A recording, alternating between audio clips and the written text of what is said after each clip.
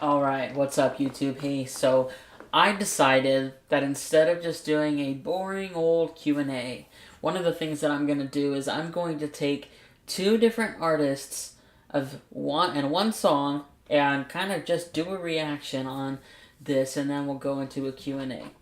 So, what's cool is that this Nightwish male cover by Dan Vasc, I just did a Nightwish reaction, and that Nightwish reaction was actually really awesome. The musicality of it was super awesome, and I just think it was absolutely incredible. So I decided, instead of just doing a boring video, to do a reaction and then go into a Q&A. So, with that, don't forget to hit that like and subscribe. And then this song is called End of All Hope, and it is the Dan Vasc version of Nightwish. So, figured best of both worlds coming in here, and here we go.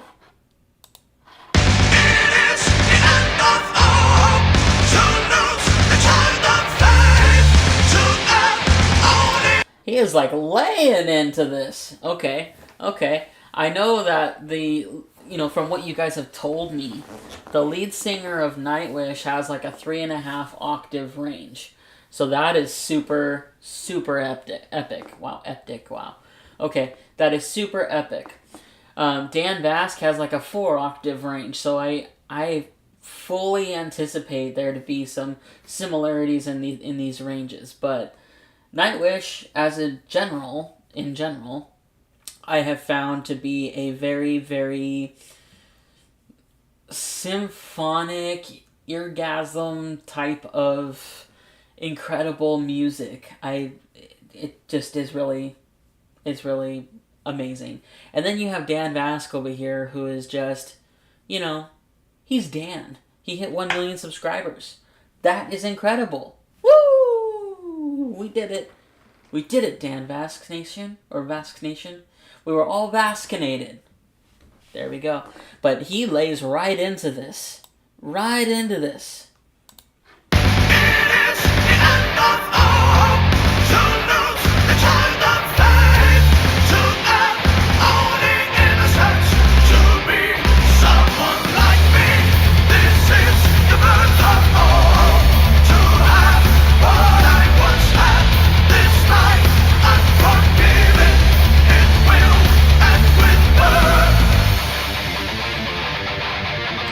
See?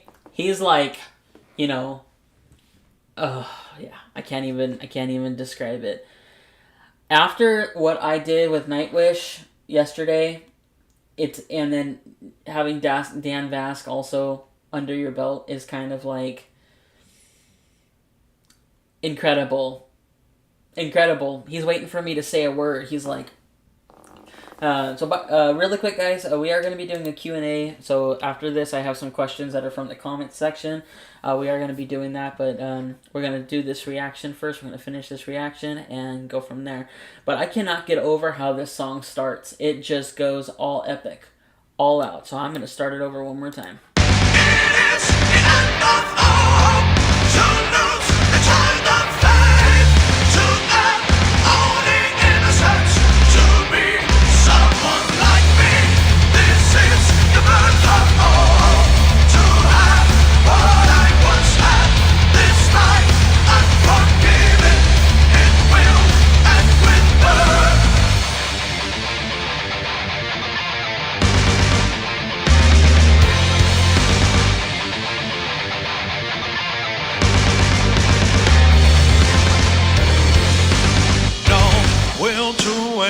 This morn to see another black rose born, death that slowly cover with snow. Angels save health us, but I'm still here, alone as they are drawing near, and heaven my masterpiece will finally be sung. It is the end of all hope to lose the child of faith, to end only innocence, to be someone like me.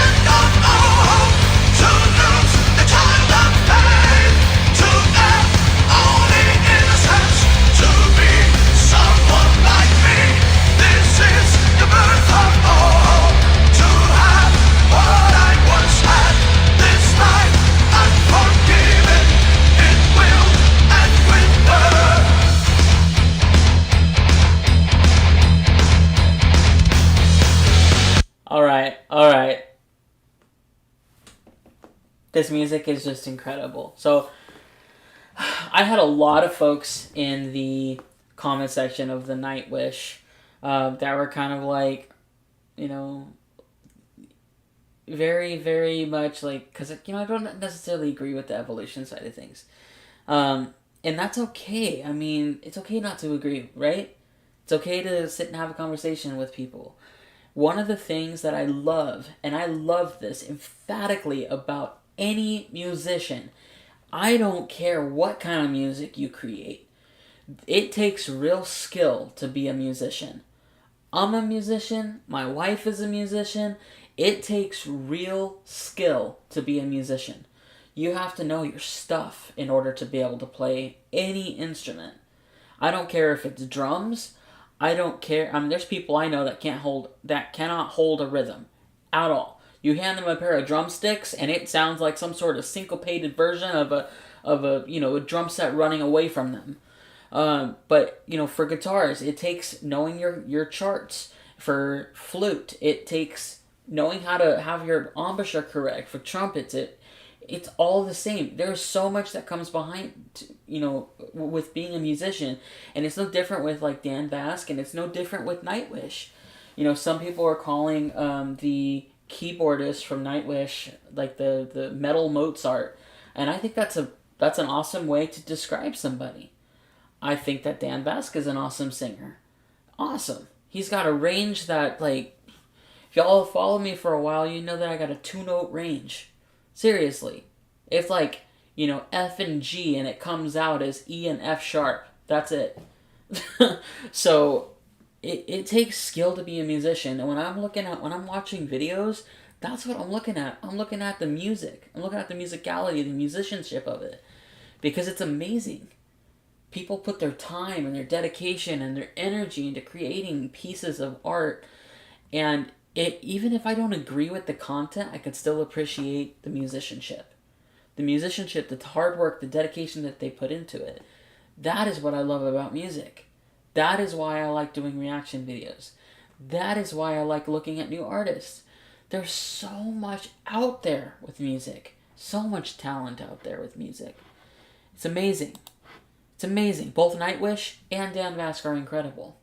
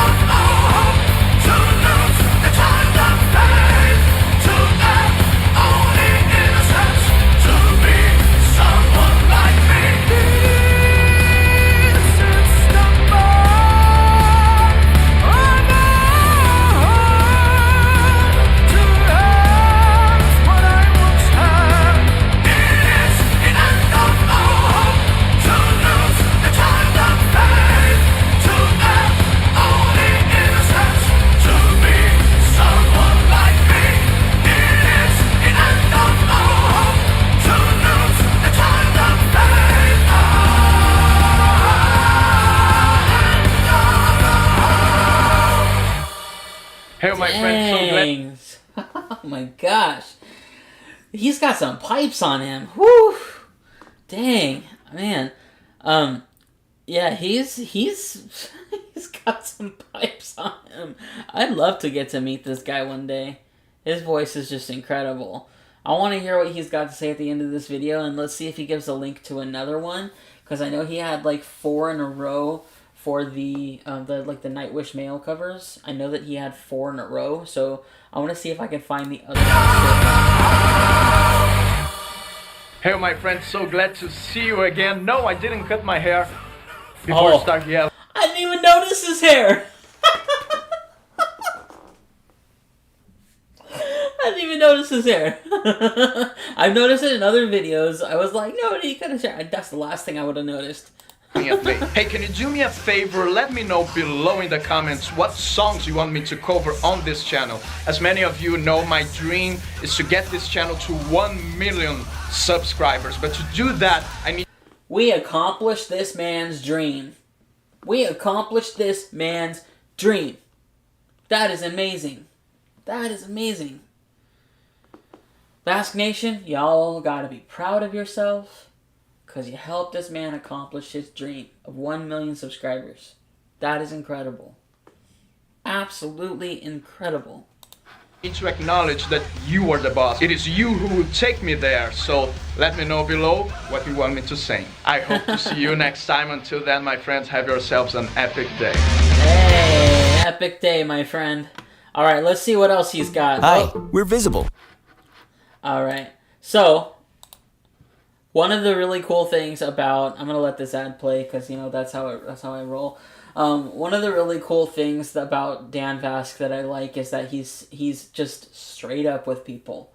He is incredibly straight up with people, and I just like, it's like he's got that saying like, just shut up and do it, and you know, the other cool sayings I don't remember off the top of my head, but apparently whenever people try to order his shirts, they're always sold out, which I think is very interesting. But at the same time, that's what happens when things are popular, is that they do sell out rather quickly. So there's that. So last ride of the day. This is the second one that is on his playlist of Nightwish covers. So I'm super excited, and let's just dive right into this one. The first one was amazing. I'm expecting this one to also be amazing.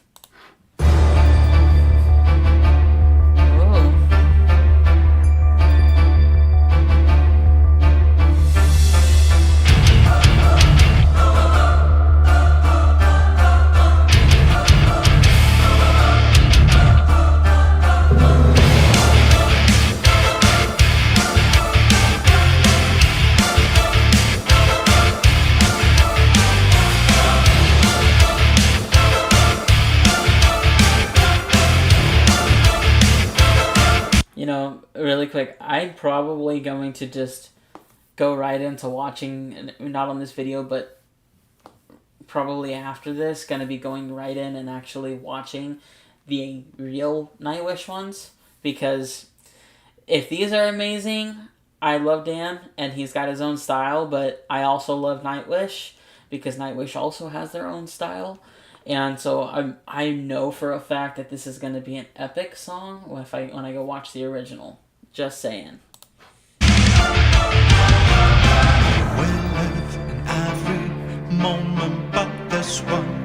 Why don't we recognize the faces loving us? So what sky, if not the spark that started life's my love, the stranger, sweet music, starry skies, wonder, mystery, wherever my flow goes, only wake ups in a moving home center, fresh moon, rising the morning sun, open, think park, gates waiting for, riding the day after day to sunset, finding a way back home. Once a Lord, all night we'll wait to the garden.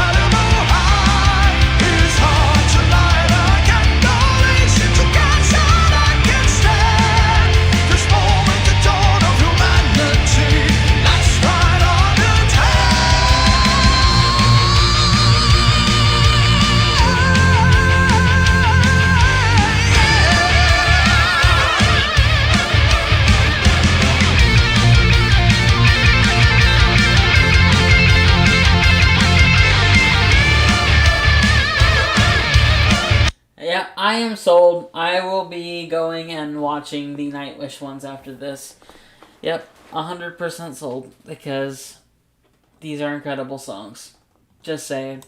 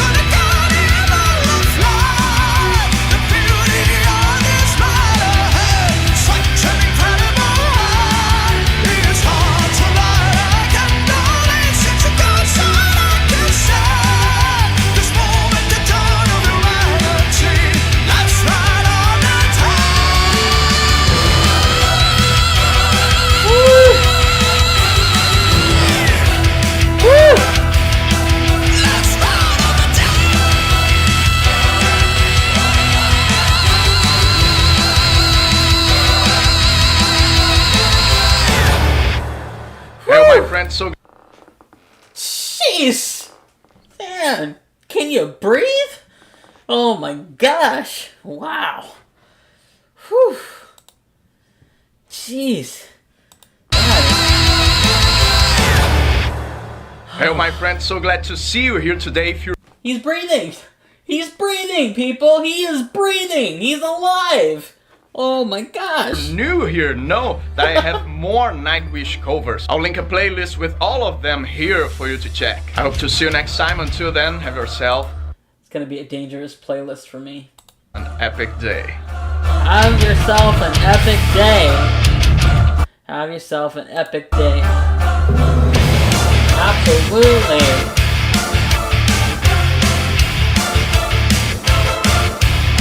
Alright, now, for the moment we've all been waiting for, I have some questions that were asked from the comments section.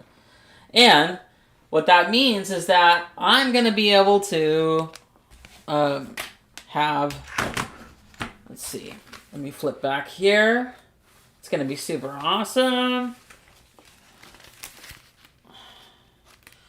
So, I have like 1, 2, 3, 4, 5, 6, 7, 8 questions that people have asked me. And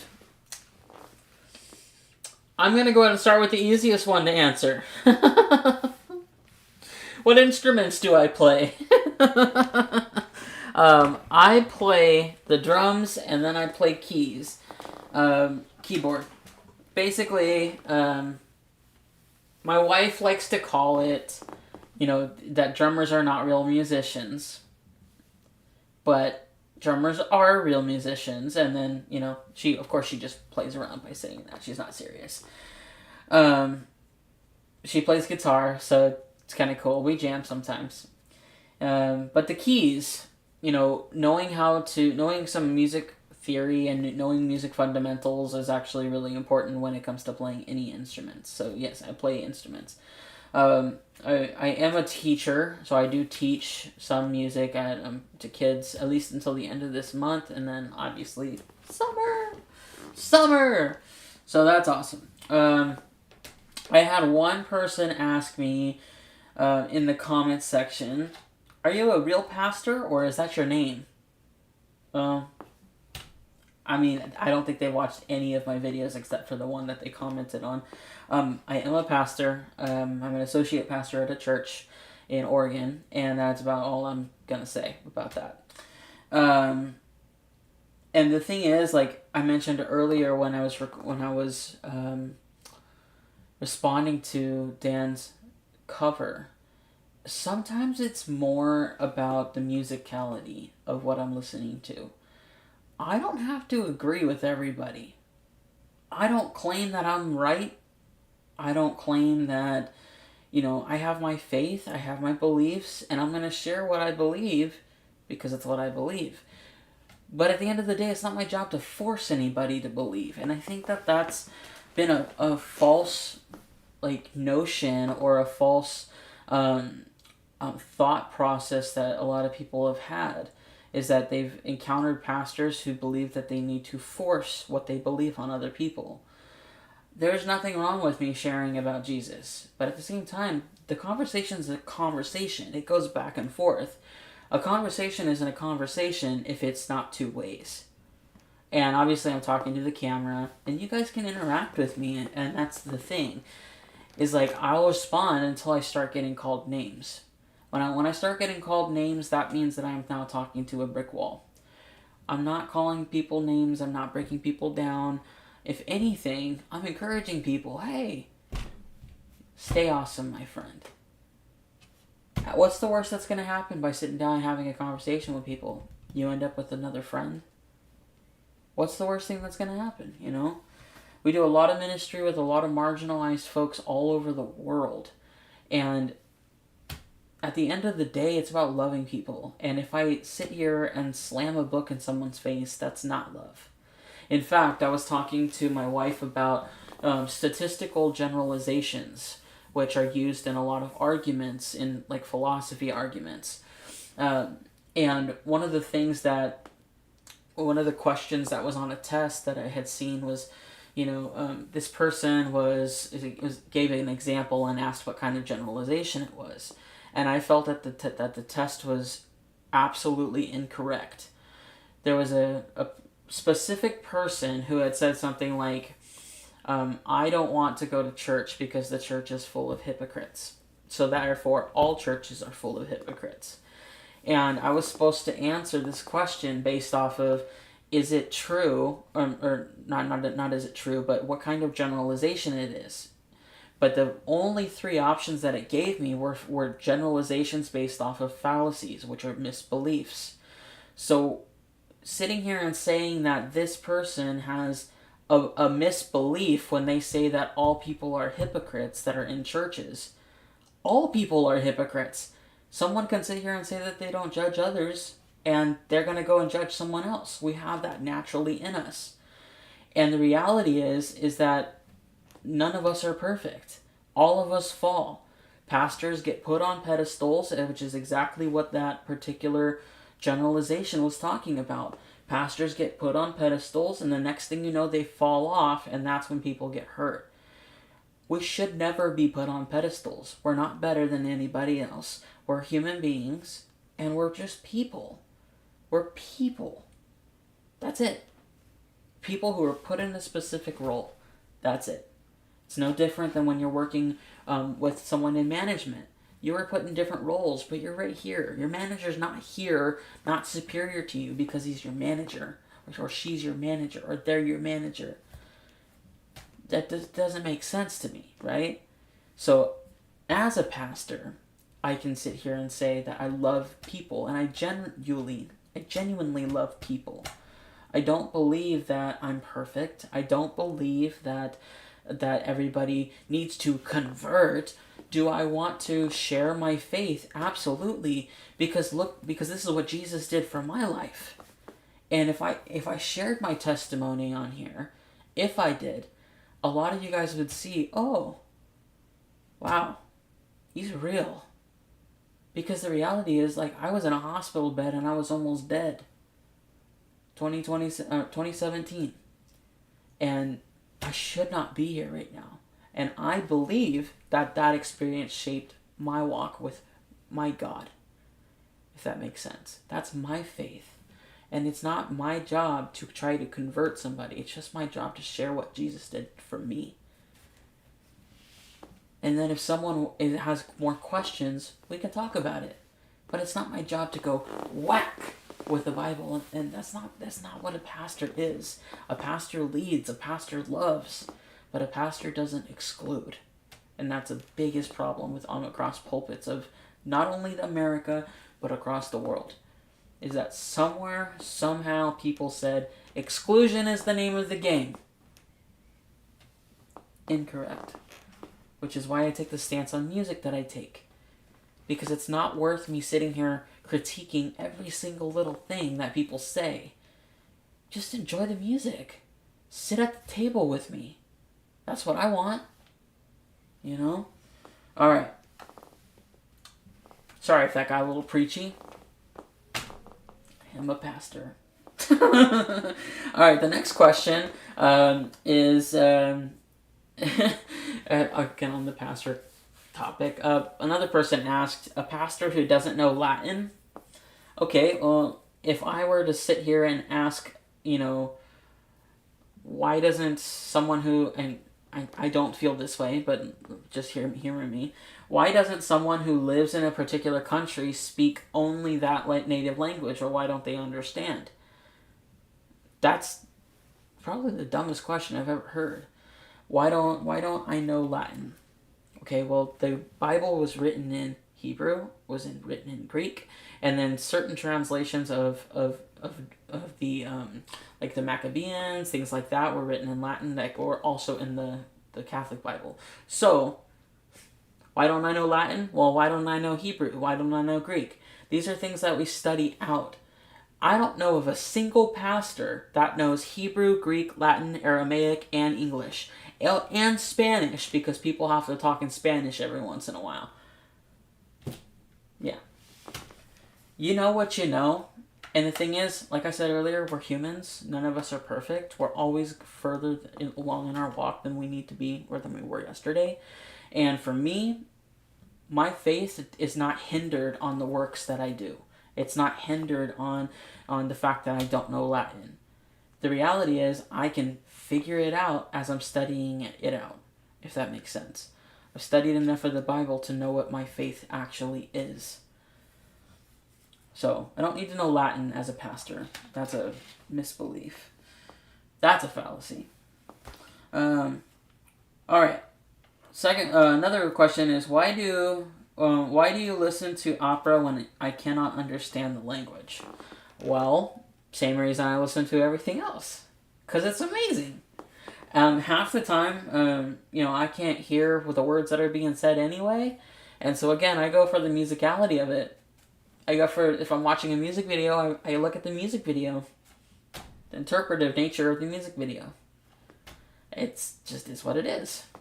If I can't understand the language, the thing is, there are, in America, there's over 200 languages here. I come across at least one person every single day that does not know English. And I get to hear them speak. And their language is absolutely beautiful. Why should I think that their language isn't beautiful? Because they don't know mine? No, I'm not going to think that. Their language is absolutely beautiful. I believe that God created them, and God gave them their language at the Tower of Babel when He filled the earth. That's my belief. I don't have to know everybody's language in order to enjoy what they've created. I don't have to have been to a country in order to appreciate what a country stands for. I went to, I recently went on a road trip, and one of the things that happened was, my wife and I, we went to 11 states. And there's 50 states in America. I'm an American. Why haven't I been to all 50 states? I don't know. Why haven't I? I've been to 12 out of 50 states. Yet I've been to another country outside of the states. But the fact that I haven't been to all 50 states does not make me any less of an American. Just saying. Another question is, and these are hard questions that people have asked me. They're not asking me what my favorite color is. They're not asking me... They're not asking me the simple questions. They're asking me the more challenging questions. One person said, isn't the saying, and this was, let me give some context before I read this comment. There was a person that was commenting about gay marriage. And, they commented about AIDS, and they were like, well, what is your stance on all of this? And first of all, the fact that was even asked felt like it was a loaded question. And the second thing is, someone said, isn't the saying, love the sinner, hate the sin? And, the reality is that right there is a way of taking a Bible and going smack across someone's face. Because it's implying that you can't sit at the same table as me. When you can. I'm a sinner saved by grace through faith.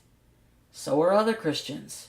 Someone who doesn't know Jesus, come sit at the table. Have dinner with me. Have coffee with me. Why do I need to exclude you or hate something that you're doing? Seriously. If I sat there and hated a speck in someone else's eye without looking at the log in my own, that would make me a hypocrite. It's in the book of Matthew. For those of you who don't understand the reference. If I'm sitting here saying, your speck in your eye is so ugly, is so unworthy. No. That right there is a very dangerous statement. To love the sinner, hate the sin. It's very, very dangerous. I believe that God loves all people. Period. There's something that is very, very clear about the word all people. All who call on the name of Jesus shall be saved. That's very clear to me. It doesn't say all but the person I don't agree with. Just saying. So that was one of those things where I was like, well, I will sit here and have a whole long dialogue with you about this, because this is what the truth is. The truth is that saying is so damaging to people, and people go through years and years and years of church trauma trying to suck the poison out because of this saying right here. Love the sinner, hate the sin. Hating the sin means hating the person. That's the reality. You're not loving the person by saying, hey, get out of my family. That's not love. Love is saying, hey, you're hurt, you're broken, come with me to go get coffee. Let's go be broken together. Let's go study together. That's what love is. Love is saying, hey, I got you. I don't have to know you. I got you. That's what love is. Okay. So this one's a little bit more happy. My wife and I, when we got married, we had a garter toss song that was called The Final Countdown by Europe. Most people will know it. Dun dun da da da da da da da da da da da da da, that song. And I had done The Final Countdown, Dan Vasc's version, as a reaction, and someone commented, do you wish you had Dan Vasc's version of The Final Countdown as my garter toss song? No. And here's why, is because the original was so funny. It was so funny. My shirt kept coming up, my backside, so it was very interesting. I had a hard hat on. I had like a vest, like a reflector vest, so I looked like a construction worker.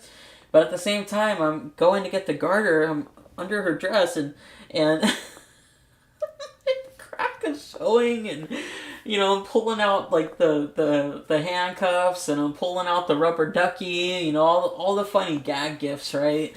And it's just so funny. So I couldn't imagine it being any different, because it was just so comical. I had people laughing. I have pictures of it, and it's just hilarious.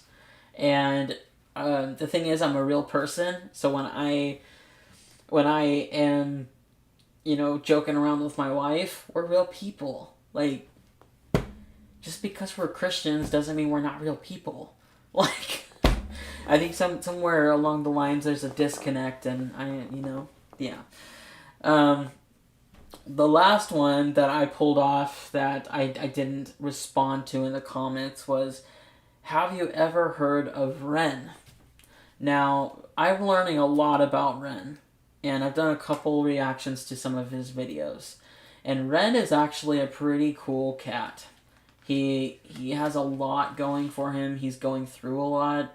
And while I don't understand what it's like to have Lyme disease, I do understand what it's like to deal with medical issues and feel like you have a system that's against you, where you have to go somewhere else in order to be treated. In that regard, I do understand. I love the fact that he's so passionate about what he does. So incredibly passionate. And yeah, so those are the questions that I got asked. Now, if you guys would like to answer questions, I'll answer these questions. What are your guys' favorite values in your friend circles? It's your turn to answer questions now. Go ahead and comment in the chat or make a comment. But what are your favorite values in your friends' circles? So, like, the things that you value the most in your friends. For me, it's got to be honesty. I have part of the conversation that I was having with you guys earlier is, the reality of sitting at the table with other people. I want to say maybe 10% of my friend group, maybe less than that, is Christian. I value honesty. There are some of my friends who said, you know what, Brent, I really don't want to talk about God. All right, well, let's go bowling. Let's go do something fun. Integrity. Being a person of your word. So if I'm interacting with people in a day-to-day life, I want them to have integrity. I want them to be like, hey, I'm going to bring you that, thumb drive that has a really important document on it, so that way you can help me with something. I've had moments where, it's actually kind of comical. I was offering to help someone out, and they brought a thumb drive, and they brought the wrong one, and I was like, no big deal. And then they were like, yeah, I'm going to go back home and grab it, and then they never showed up again. And I don't know if it was because they were embarrassed, but they just, ghosted me. They went, poof. So I was like, well, there goes that project. Integrity. Having someone be real with you. Having someone be there for you. Having someone show up. Having loyalty. Things like that. Those are things that I personally value in friendships. Man, y'all are silent today. Okay. What do you wish you did more of? If it was in the past, what do I wish I did more of? I wish I would have exercised a lot more when I was a kid. And that's just a reality. I mean, I'm an adult now, and now it's really, really hard to exercise. But what do I wish I did more of now? I would have to say spend time with my wife. My wife and I are always really busy, and I would love to be able to spend more time with her. And you guys are free to answer any of these questions. What time do you go to bed? Whenever I am tired. No, on the real, probably 10:30 is when I start taking my meds, and then I go to bed. So as soon as I get off here to, go downstairs, I will probably take my meds and then crash. Final question. You guys gotta be willing to answer this one. Gotta be. Would you rather fly or be invisible? Fly or be invisible? I think there's pros and cons to both. Flying, because, I would think that you... Okay, I guess it would depend on how fast you were flying, and then what altitude you were flying at. Because the reality version of me thinks that, okay, if I'm flying at 60,000 feet, I'm not going to be able to breathe very long. And if I'm flying 1 mile an hour at 60,000 feet, I'm dead. Being invisible, I think in some regards that would be kind of cool. But I think in other regards it would get to me. It would mess with my head a little bit. I know what it's like to literally be invisible, where you're standing in a room and no one looks at you. Or no one even knows you're there. I know what that's like. I think I would choose the flying over being invisible. Now, if it was super strength, I'd choose super strength any day. Then I get to pick my wife up and carry her around the house everywhere she wanted to go. Treat her like royalty. Royalty! Royalty! Yeah. But outside of that, guys, I mean, these are some questions that just to have some fun, shoot the breeze a little bit. Maybe you guys get to know me a little bit. Get to know that I'm not such a bad guy. You know, the name is one of those things that it was just a catchy thing. Pastor Brent Reacts. I didn't know what else to call me. I'm not that creative. I'm kind of creative, but I'm not that creative. And you know, at the end of the day, one of the biggest goals that I have in life is to make a difference in people's lives. That's one of my biggest goals.